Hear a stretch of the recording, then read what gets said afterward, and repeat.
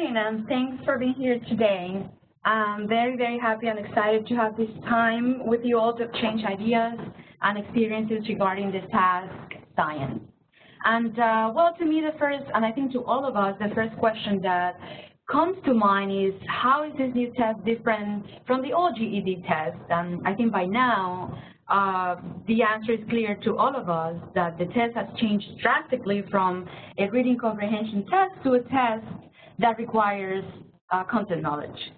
What minimal knowledge and skills students need to pass this test are framed by the science standards in use. So today, and let me take you to my agenda. So today we will be talking, half of the webinar we will be talking about the next generation science standards and understand a little bit about the implication these standards have for HAC assessment. And for the second part of the webinar, I would like to engage us all in an analysis of TASC science sample items and a little bit of the readiness test we have at hand down. So I would like you to raise your hand, and I would like to ask you if you are familiar with the next generation science standards. Please raise your hand if you are.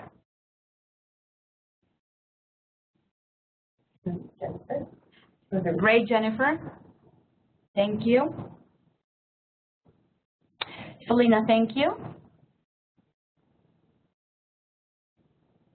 Iris, very well.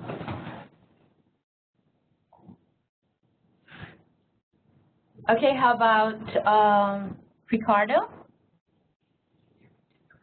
Oh, you're with Jennifer. There you go. Great. And Vivian, I think Shannon is going to step out and kind of work with you privately. So, and the question is important to raise because McGraw-Hill confirmed to us that the TASC, the science TASC test is aligned with this NGSS, with the next generation science standards. And we have to take time to talk about them a little bit and kind of understand the structure of them and what is expected from us to do. And to give you a quick overview of these science standards, they came about as a result of a two-step process. And the first phase of this process consisted on developing the framework for K-12 science education. And then various elements of instructions derive from this framework. Luckily, we can access this document online as a free PDF. And the document is a huge, it's a 300 pages document, which I can provide a link with you later when I share with you my PowerPoint.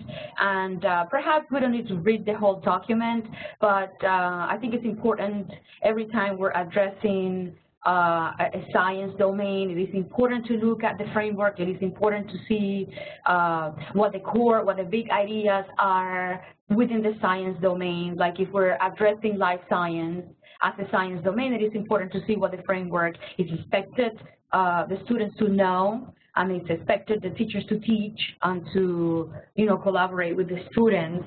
And so I think, that it's important to look at. Now, the second part of this,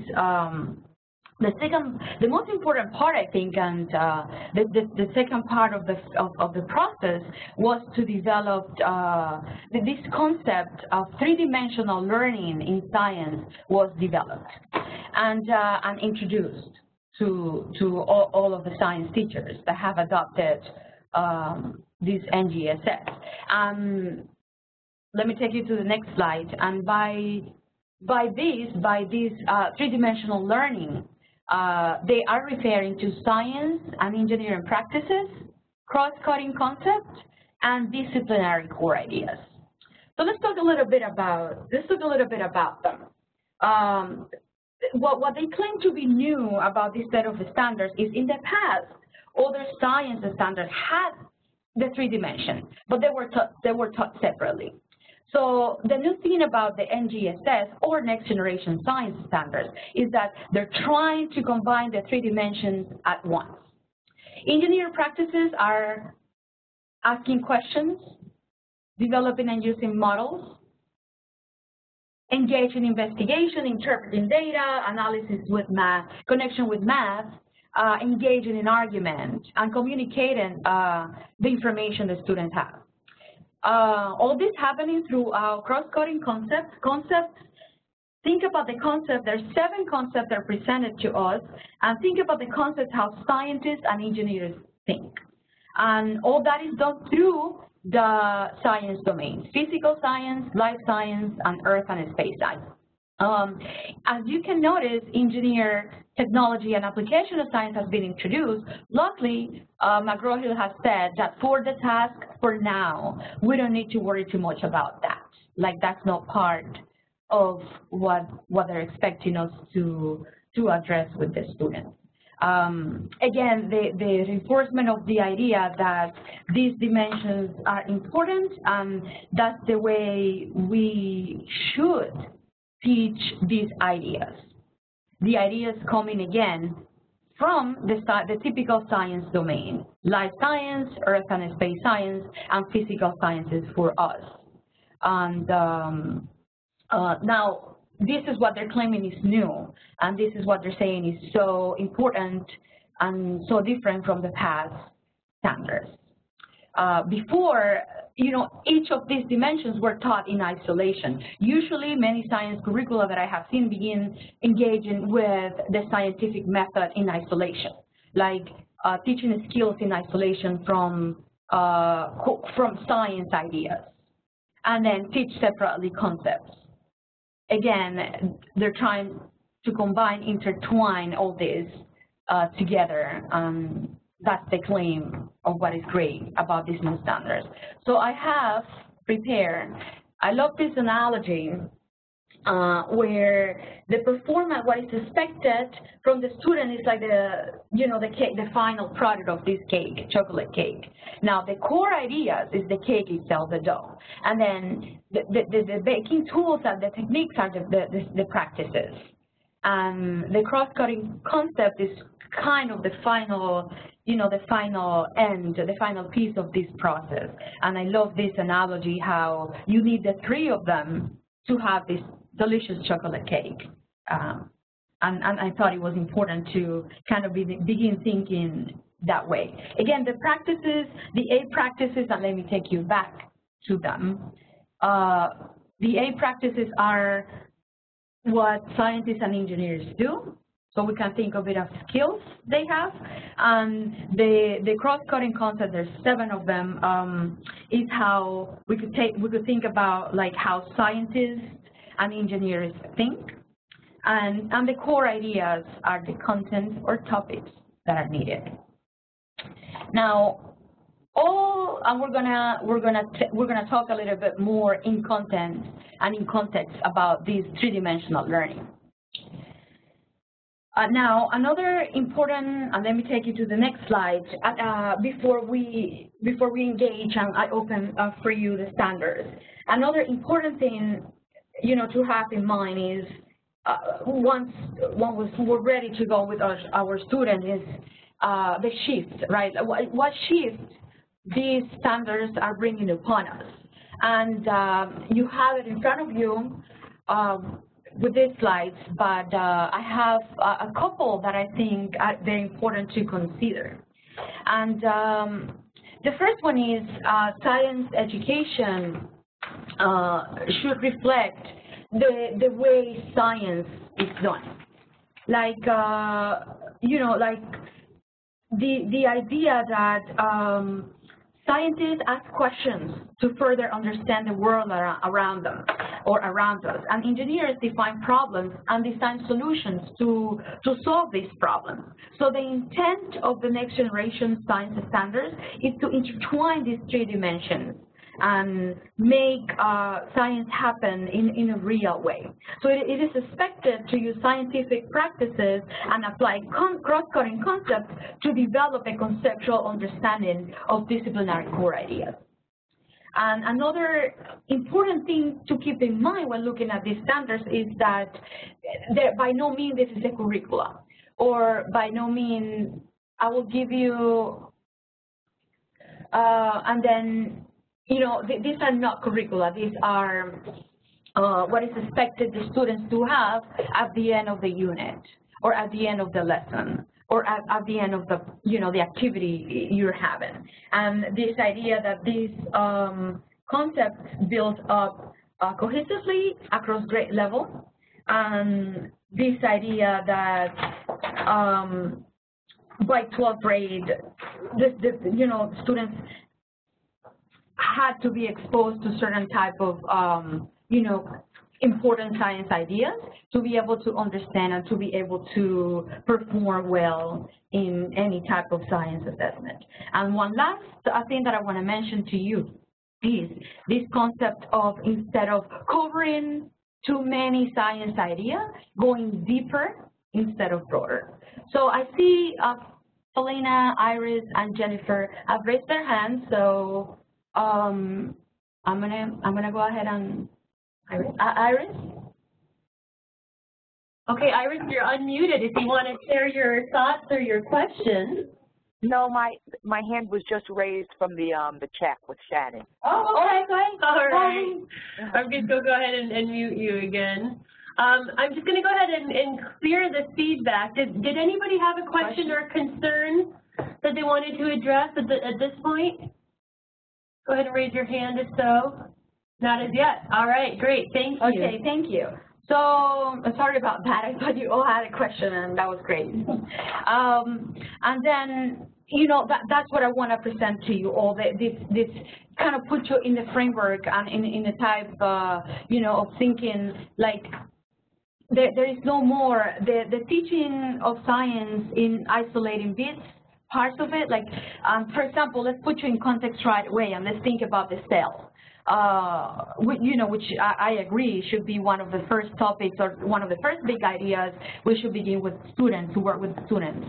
And the idea, for example, of teaching the cell, just, part of the cell and memorizing the part of the cell is no longer going to help us. Whereas the idea of introducing the cell and providing provide activities and provide that type of instruction where the organelles work, the cell work as a system, and the organelle help each other to perform a function. It's very important. Or, the idea of just memorizing the theory, the plate tectonics theory, is not going to help us anymore with the type of question we're presenting with, but rather, kind of like explore the earth, explore the structure of the earth, kind of provide the student with that conceptual understanding to be able to understand further the theory. And I think that's a beautiful thing, and that's important, and ultimately it's going to help the students to succeed passing this test. So it's about time to ask you again, and I want you to raise your hand again. Have you seen the TASC test fact sheet from McGraw-Hill? Please raise your hand if you do. Jennifer and Ricardo, great.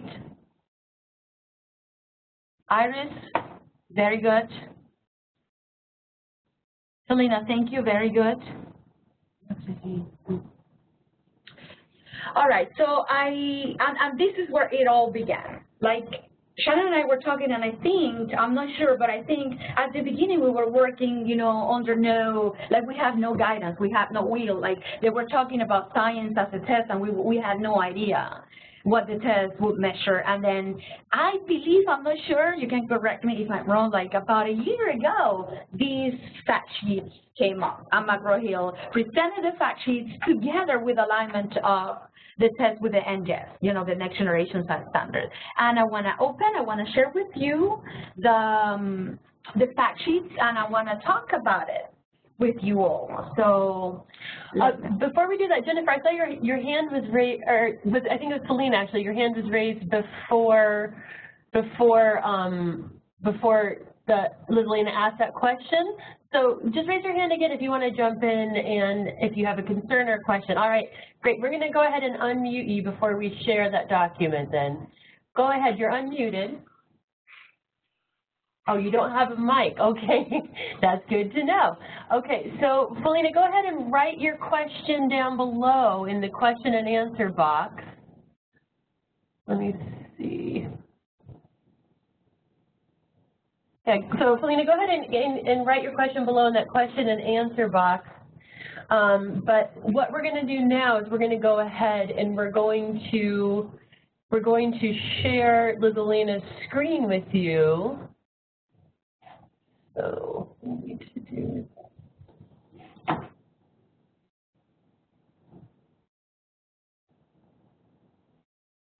Okay. There you go. Okay. So here we have the McGraw-Hill TASC blueprint. Again, the task, the first thing you can see is that the test is aligned with the, as we were mentioning before, with the NGSS, or Next Generation Science Standards.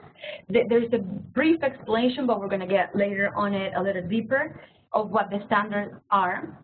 And then we get to the point where they present to us in the form of high emphasis and medium emphasis. Notice no low emphasis for science. Content or core ideas or content. So high emphasis given to life science and earth and space sciences. And medium emphasis given to physical sciences. They have decided to combine, modern science combines usually physics and chemistry. And so they did the same. Notice the importance of life science with 4 disciplinary core ideas, beginning with the basic molecules to organisms, ending with evolution, which is a hot topic altogether. In the middle, we have ecosystem and heredity. Then we jump into earth and space sciences as the high emphasis content with the earth place in the universe, systems. Think about the moon, the connection between, the relationship between the moon, the sun, the earth. Think about that when we talk about systems. And the earth and human activity, and for that, think about global warming. Think about the greenhouse effect. Think about those topics. And then, the physical science, which took me by surprise. That was medium emphasis. And then again, there was a question about chemistry. I don't remember the person who raised that question, but here is the chemistry for you. So what is important for chemistry derives from the standards: matter and interaction, chemical reactions, of course the periodic table. I think it's important. And that's your chemistry right there. Energy, there are a lot of concepts within chemistry that refers to energy, and those are your 2 primary chemistry things. And then motion and stability, physical science, and waves and application is physical science. So to answer to your question again, that's your chemistry for, like matter and interaction, and then energy. And again, I want to say that energy could be a lot of physical science too. But that's your chemistry there. Again, the emphasis, think about your classroom, think about the time you have to work with the students, and then that's what you think about, what is it that I have to teach to help them. And there is no doubt to me that you have to begin with a high emphasis content, and I guess you could build up your curriculum beginning with life sciences, and beginning with engaging the students with the cell, and building up from the cell up to the organism. And, the structures in the organism, function of organisms, and things like that. I will begin there, and then you could decide, you could either go right to ecosystem, or you can jump. You don't necessarily have to go, follow the ideas in order. It just depends on what you want, depends on the type of the student that you want and that you have, and then depend on the background knowledge they're bringing to you. Some students, and this is my experience and my perception, from the students I've been working with, some of them bring a lot of science, some others have really no idea. And then the good question right now probably is, what level, where do I begin?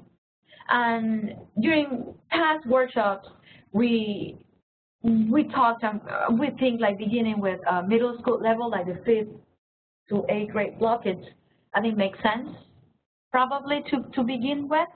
kind of level we want to begin with our students, and then build up, ramp up that way. So I just wanted to be sure you are familiar with this. So let's talk a little bit now. Let me take you back to my PowerPoint. As a matter of fact, do you have any questions right now after taking a? Oh, I see. Selena. This is Selena here. This is Selena here. I see you typed it up. Let me read this. I use nutrition to pair with cell assignment teaching. Excellent. I love it. Like application of a concept. Very good. Excellent. Say it in your own words. So I see, like, you know, what you're deciding, Selena, to do, and I'm just going to paraphrase what you have, is she's saying that you use nutrition, you know, to work with the cells, and you use concept of nutrition to study how nutrition affects the body on the cellular level. I think that's deeper rather than broader. I think that takes you exactly to what they want, which is not looking at the cell in isolation, but looking at the cell within a concept which is a human body. Excellent. That's what I think they're talking about. Great. I think I saw another, in one of my past workshops here at the LAC, I saw a teacher kind of trying to introduce the stem cell concept and work with that, which is very interesting. And well, he claimed that he teaches a really high level group of students, but it was a very interesting lesson to see happening. And I like you're thinking in those terms, Selena. Any other questions regarding these, regarding the blueprint we saw? This is a good one. Here. Oh, Iris, I see that the science syllabus for the TASC you think is so much shorter than the social studies, and it is so much shorter. But I think it is. But remember, and let me take you to my sheet again. It is. But I just want to tell you that later on we're going to explore, I'm going to open the NGSS website, and I want to mention that each of these core ideas bring like 7 expectations, and sometimes even 12 expectations. So you only see the general, you only see the standard, but you don't see here what is expected under that big idea. So, you know, for example, you might want to think, okay, well, you know, if you read that, it's a little bit of a disservice, because if you read it like that, you just think about what structures and processes, right? So to mine comes, okay, well, let's present the plant cell or the animal cell, and let's just talk a little bit about the structure and the process. Whereas when you actually hit the standard and see what is expected of the students, it's much more than that. In a 3D, like remember when we talked about this concept of 3-dimensional learning, it's very well put that way. Students should be able to create a model to show that the cell functions as a whole, and the whole parts of the cell help each other. And then each of them actually brings expectations. So that was a little bit of a, in my humble opinion, a disservice, you know, for science. And another question? Ask if she has a question. If not, she can just take her hand. Celine, do you have a question? Because I see you raising your hand. She wants to turn off. Just click on the hand. And if you don't, maybe you want to just click on the hand again, and it would just disappear. Oh, perfect. Thank you. Great. So, any other question about these? You know, the blueprint fact sheet. And again, the emphasis on this, and that's why I'm taking time. This is our will. This is what we have to take a look at. This is what McGraw-Hill is telling us that the student should know to be able to pass this science portion of the task. Okay, great. And let's talk a little bit then about the test itself.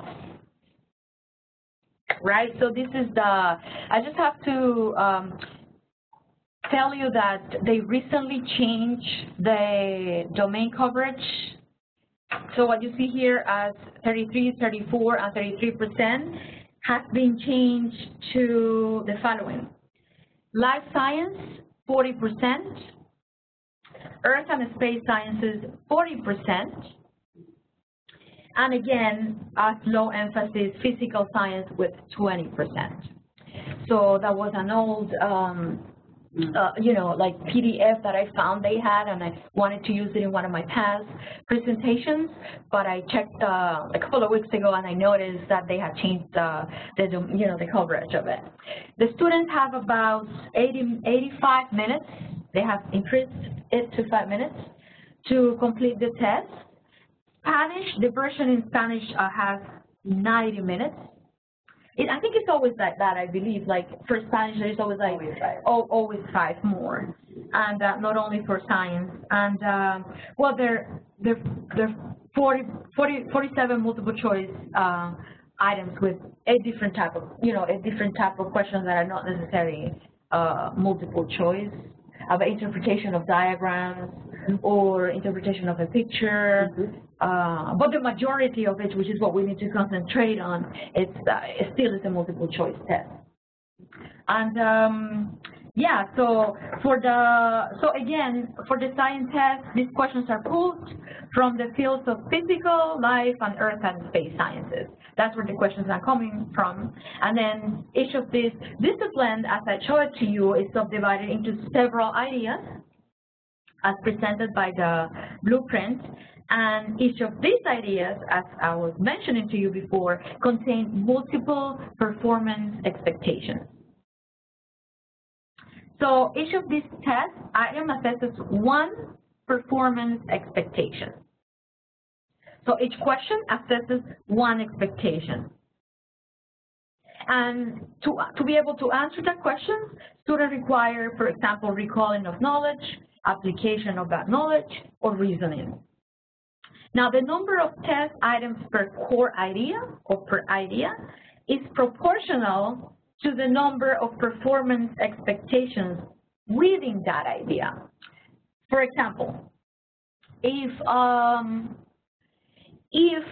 structure and processes has 12 ideas or performance expectations, and genetics, let's say, has 5 performance expectations, we should expect more from structure and processes than from genetics.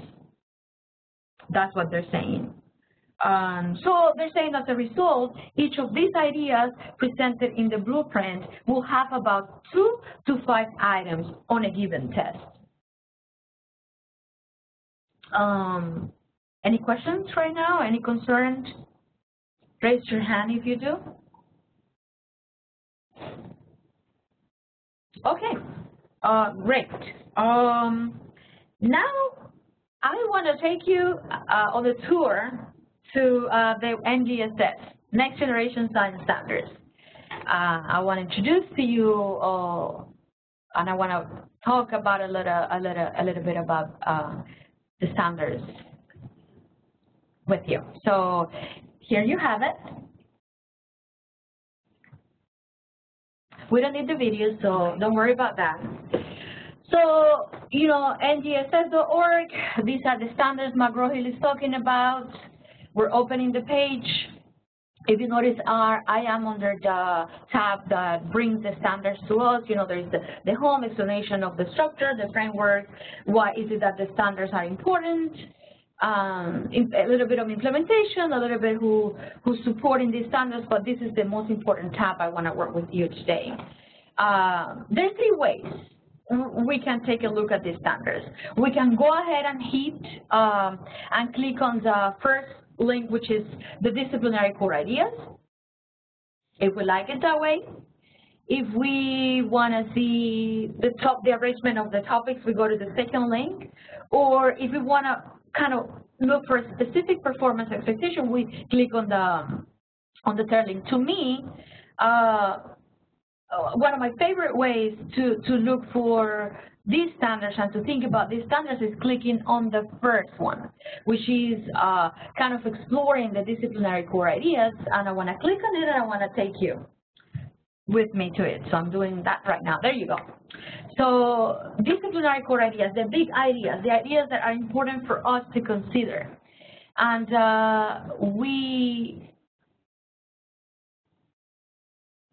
Celine, I see you have raised your hand. Do you have a question? Or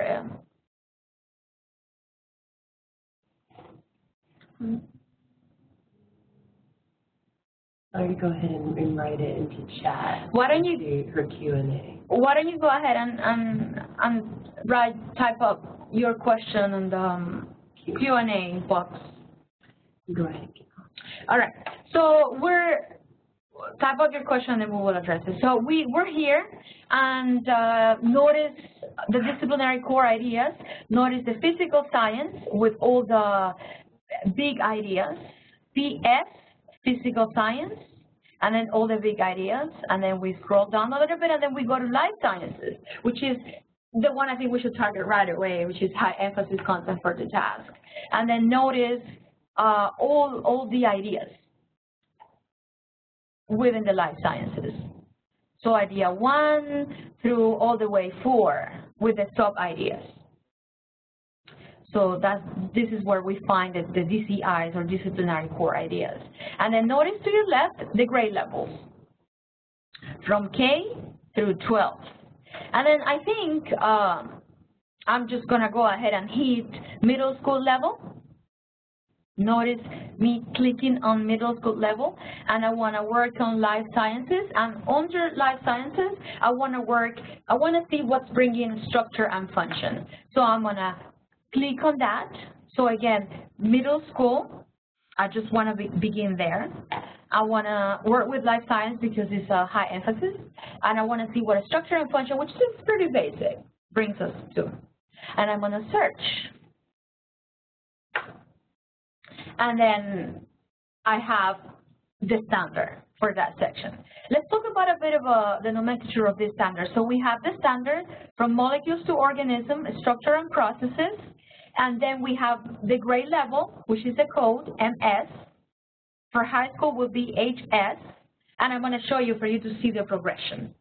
LS stands for the science domain, life science, and 1 is just idea 1. So again, if you notice, you could tell the standard is a little bit open, a little bit vague, and the reason they did it that way, it was because just to give freedom for interpretation and to give, since this is not a curriculum, so you could adapt the standards to your need or to your student or to your district, to the school. So the standard itself is common through all the levels. What changes is the code. So when it's for a particular grade, you know, you just put 1, 2, 3, 5. For middle school, you get the MS, and for high school, you get the HS, and then the science domain, LS for life science, PS for physical science, and ESS for earth and space sciences. And then I'm going to click on the standard. There you go. Beautiful, right? Haha, my colleague Shannon. So it's so here we have the standard at the beginning again, so we'll know we're there. And here to your left, we have what they've been telling us the performance expectations are. So this particular standard has 8 performance expectations. Performance expectation is they're not activities, they're not curriculum, this is not instruction. This is exactly what is expected the student to know by the end of instruction. And there you have it. You don't have to follow them one by one. You can combine 2 or 3. You don't have to use them all, but this is what drives the standard. This is what is important, what they consider important for the students to know about this. And I'm just going to begin with idea 1. Idea 1, conduct an investigation to provide evidence that living things are made up of cells, either one cell or many types of cells. So that's kind of like what the standard is telling us to do. Like the student should be able to know that they're unicellular organism, a pluricellular or multicellular organism. And the ideal activity could be to, conduct an investigation, which is what makes me think about our programs a little bit. And then we have to be creative here. Conducting an investigation, I mean, we don't have labs. I will dare to say, I don't know, I know many CBOs, but I haven't heard of a science lab yet. So we have to be a little bit creative here. An investigation could be watch a YouTube video and design a questionnaire, or watch a couple of YouTube videos and one of unicellular cell or pluricellular and compare notes. An investigation per se doesn't have to be like what comes to mind. We're like, well, I have to have a lab and I have to have a microscope. So we have to be a little bit creative. By the end of the instruction, students should know this division, one cell or many cells.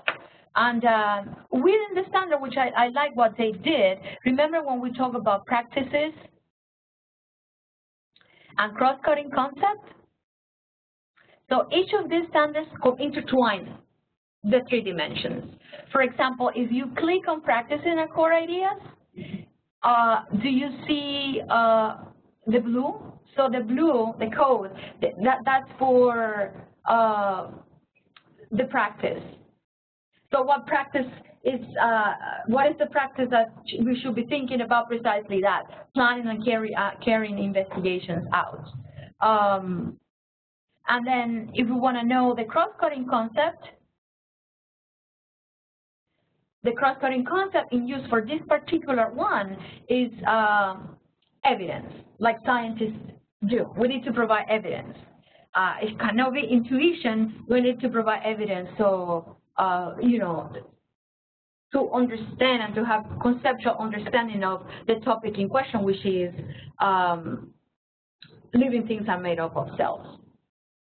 So I like the way they did it.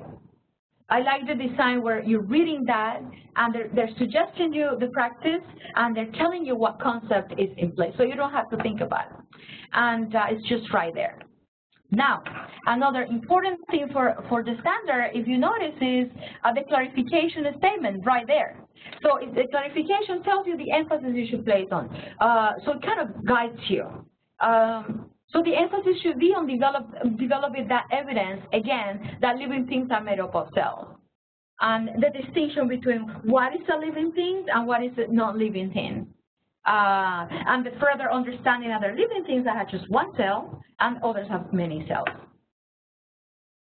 And that's what they call performance expectation. And that's what I will look at in order to probably think about my lesson. Keeping in mind that I'm looking at high emphasis TASC items. Do you have any questions? Jennifer, I see you raised your hand. You can use your Q&A box if you can type up your question.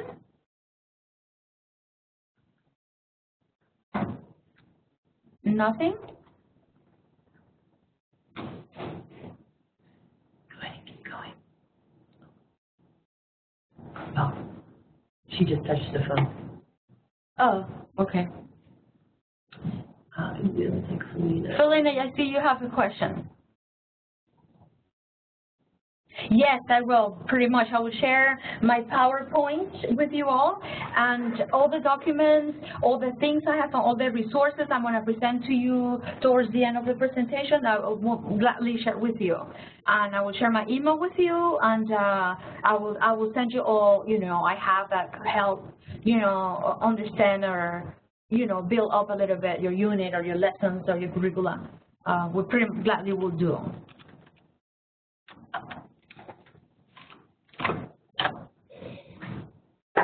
All right, so another question?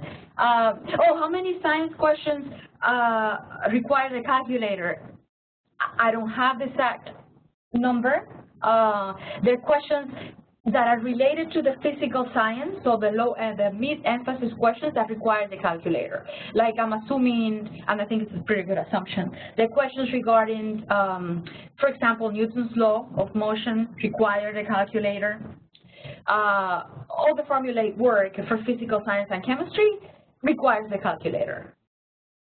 And they're given a calculator. I don't have the exact amount of questions for that. You want to go back? Yes. So I'm gonna take you back to my PowerPoint presentation, and I think it's so I think it's time for us to talk about a little bit about the TASC sample questions. And let me share with you that document.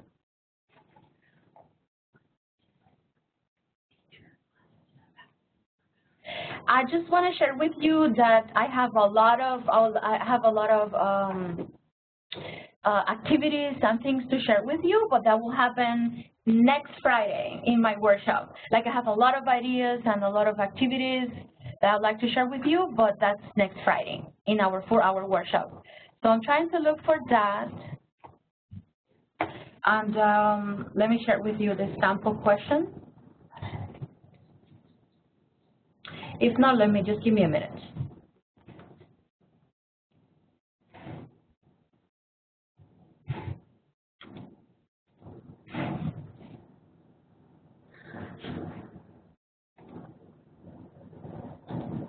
There you go. So here you go. The 12 or 13 TASC sample test items, and 13 questions. Questions from the life science, earth science, and physical science. I kind of took a look at it last night, and I counted, and there are 5 questions from the life sciences, 4 questions from the earth and space sciences, and 4 from the physical sciences. That's the distribution of questions for the sample question. And I want to take you to a couple of questions that caught my attention. And the first question is the question number 1. And question number 1 refers to the standard we were looking at. Question number 1 refers to the core idea within the structures and processes and understanding the organization, the hierarchical organization of organisms from cell to organ system. And then, you see the description of the levels, of the hierarchical levels, and then you see the question directing to directed to an organ. So I have a question. I want to give you like a couple of minutes for you to take a look at this question, and I want you to tell me if to be able to answer this question, you think the students require content knowledge, or the students require it's just a good reading, and you think through reading comprehension they will answer this question. So raise your hand. Oh, let's do the chat then. So let's do a little bit of exchange through the chat, and then just tell me what you think. If the question, again, my question is, do you think it requires just reading comprehension skills or a little bit of content knowledge? What do you think?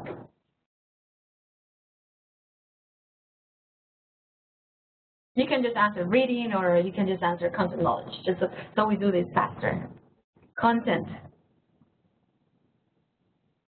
Thank you, Helena. Content. Let's see if we get a couple more questions, more answers, I'm sorry.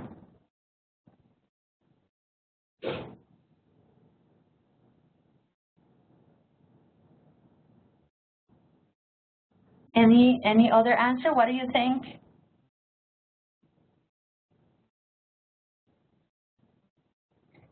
You can agree with Helena, yes or no. Do you Felina just wrote to us that the question requires content knowledge. Just raise your hand if you agree with Felina that this question requires content knowledge. Would you raise your hand for me? Thank you, Iris. All right, and yes, I agree. The question requires content knowledge for many of our students. Requires understanding of what is it. So you're reading that table, what is a tissue? You know, what is the difference between tissue and a cell, and what makes up a cell? Definitely, we can create a lesson around that sample question. So yes, the question requires content knowledge. So I want to show you another question. Let me scroll down to take you there. And take a look at question 2. The question comes from Life Science 2, which is a high emphasis. And take a look at the question, take a minute to read the question, and again, what do you think? Do you think the question is just a reading comprehension question, or it requires content knowledge?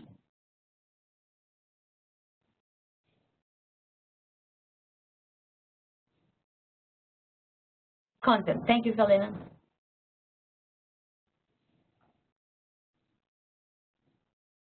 Again, if Felina just talked content, if you agree with Felina, you just raise your hand, and then I'll see what the general consensus is about the question. Thank you, Jennifer. Thank you, Iris. Yeah, I agree. So we're touching upon genetics right now, and specifics about it. So I'm going to send you the link, and if you go over the sample questions, most of the questions will take you to knowing and to content knowledge is needed. And another recommendation I have before we finish this webinar, which is for me went so, I have had a lot of fun. So another recommendation I want is please take a look at the readiness assessment test for science. I recommend you to take the test.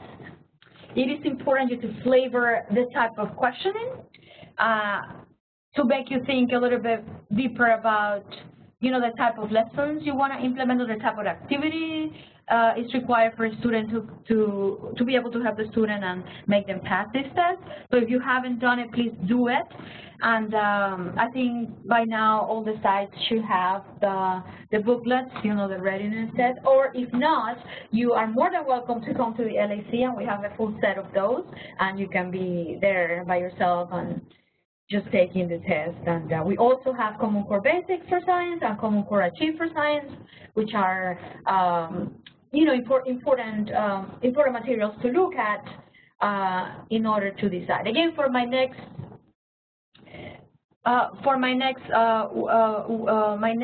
workshop, which is on Friday, we have 4 hours, and we'll have a lot of fun, and we'll look at these standards, and we'll put you in context right away with high emphasis content from the task. And my goal for the day is going to be you to leave at least with one activity you can implement right away.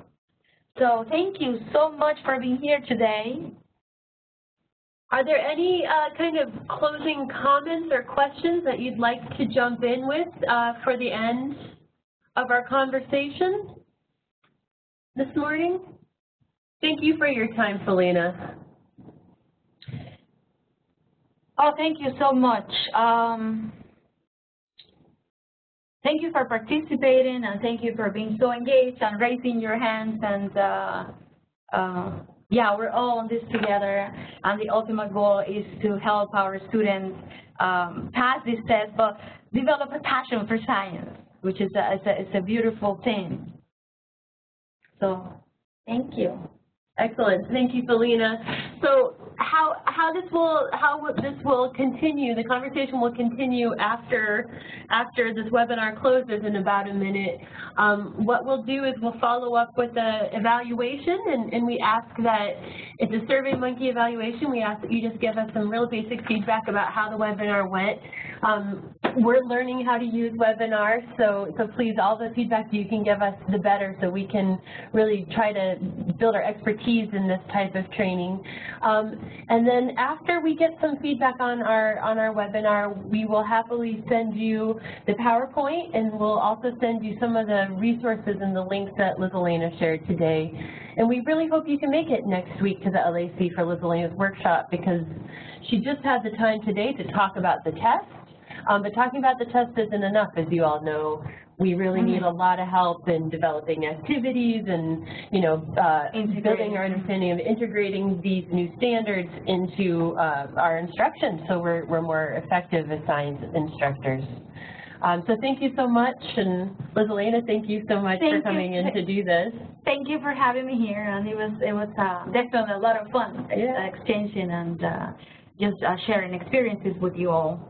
And again, I know how science could be terrifying, and how the resources, we lack resources, and sometimes we don't find materials. But I think if we collaborate and when we create a group of people, things could be better, and we could move this portion of the task together.